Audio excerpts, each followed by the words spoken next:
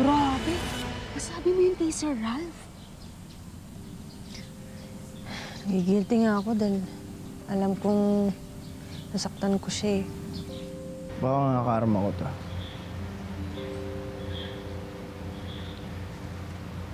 For the longest time na umiiwas ako sa commitment, I just wanna have fun.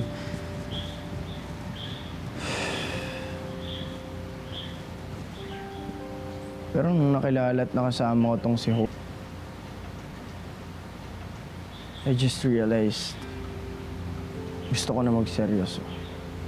Kung alam lang ni Sir Ralph ang totoo, na di mo naman to ginusto. At di ka magde-decide na umiwas, kundi lang dahil sa drago ng jowa niya na yun. Ba't pa kasi ang daming kontrabida sa buhay mo eh? May Aika na, may Aling Lorna pa, at Carnation pa. Triple combo. Di ba? Tawa naman dyan. So legit na nga yung feelings mo kay Miss Pakipot? Gusto mo na talaga siya? Eh, ba't di mo sa kanya sabihin yung katotohanan? Yan tuloy, iwas na siya sa'yo.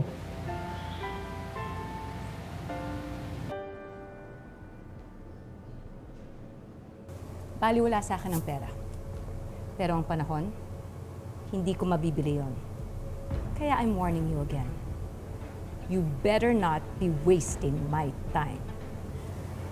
Trust me. Siguraduhin mo lang, Lucas, ha? Kasi sa lahat ng ayoko, yung niloloko ako.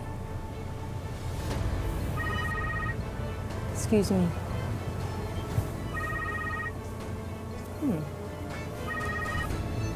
Hello, Mr. Yap.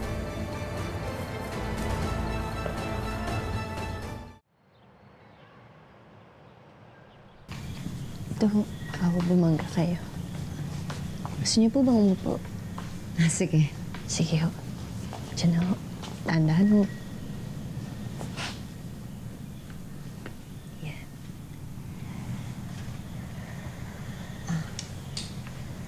Hope? Okay ka lang ba? Kasi napapansin ko kanina ka pa tahimik. May problema ba?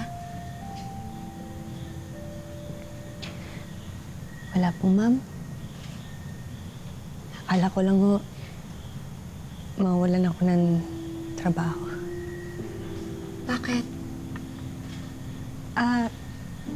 Nagkaroon lang ho ng konting gulo. Pero, naayos naman ho agad. Takot lang ho ako na nawalan ako ng trabaho kasi ito lang ho yung meron ako eh. Ito lang ho yung pinagkukunan ko ng pera para matulungan po yung tatay ko sa panggasto sa bahay. Napakaswerte pala ng pamilya mo sa'yo.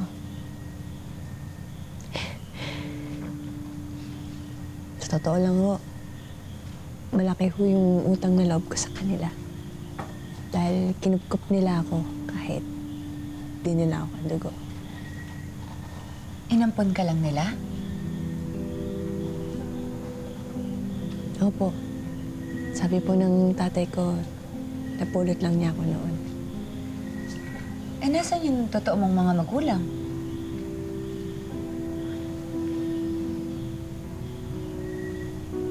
Hindi ko po alam. Pero gusto ko po silang hanapin. Kaya po ako nagtatrabaho, nag-iipon, para may panggastos ako sa paghahanap sa kanila. Huwag kang mag-alala. Oras na gumaling ako, tutulungan kitang hanapin ang tunay mong mga magulang.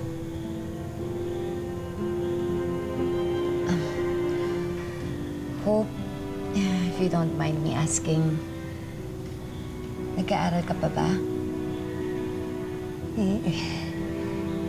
Hindi na ho, ma'am. Tumigil na ako sa pag-aaral. High school lang ho yung natapos ko.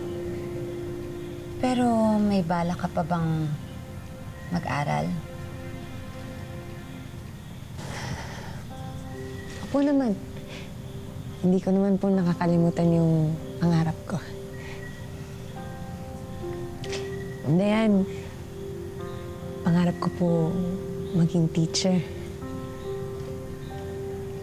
Dahil yung mga teacher, sila ho yung instrumento para maabot yung pangarap ng mga estudyante nila.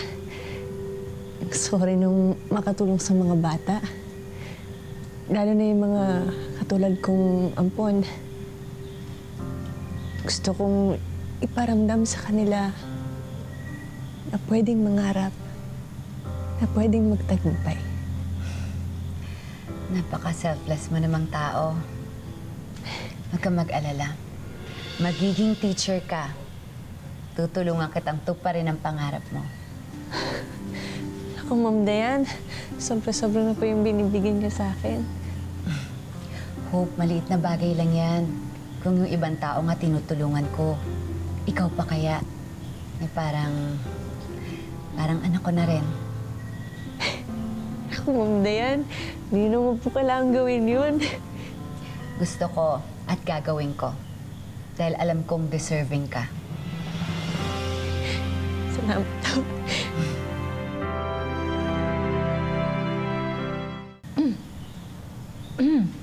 Hope. Nay! Nay! Ma'am Dayan, nandito ho yung mga magulang ko. Dali lang ho. Tay, si Ma'am Dayan ho, yung ina-assist ko. Magandang araw ho. Magandang araw.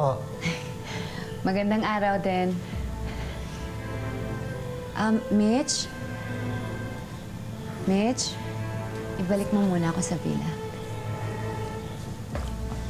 Salamat.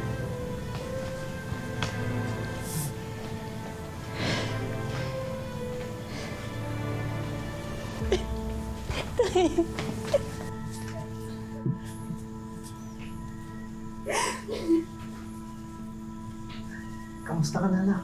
Yeah? Kamusta ka na? Okay naman po ako.